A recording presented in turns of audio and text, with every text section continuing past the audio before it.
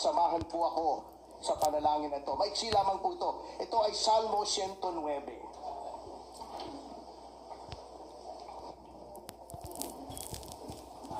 O Diyos na aking pinapupurihan, dinggin ninyo ang aking panawagan. Dahil ako'y pinagbibintangan ng mga sinungaling at masasamang tao. Nagsasalita sila ng kasinungalingan laban sa akin. Sinisiraan nila ako at sinusugod ng walang dahilan. Kapag nakikipagkaibigan ako sa kanila, ay kinakalaban pa rin nila ako. Sa kabutihang ginagawa ko sa kanila, masama ang ginaganto nila. At sa aking pag-ibig, ibinilig nila'y galit. Maghanap tayo ng masamang tao na kakalaban sa kanya, sabi nila, at magsampa ng kaso sa hukuman laban sa kanya.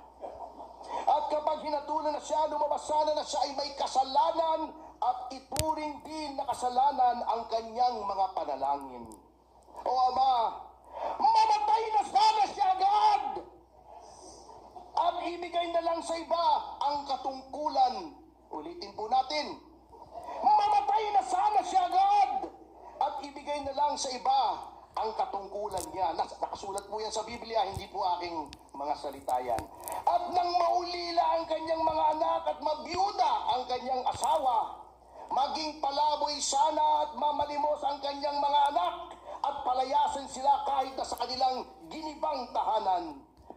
Kunin sana ng kanyang pinagkakautangan ng kanyang mga ari-arian at agawin ng mga dayuhan ang kanyang pinaghirapan. Huwag sanang maawa sa kanya at sa naulila niyang mga anak kapag namatay na siya.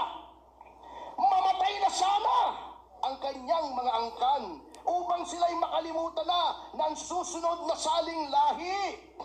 Huwag sanang patawarin at kalimutan ng Panginoon ang mga kasalanan ng kanyang mga magulang at mga ninuno at lubusan na silang makalimutan sa mundo. Amen. Amen. Yan po ay mga salita ng Diyos, hindi ko po salita yan. Salmo ba yan? Oo. Saan natin yung...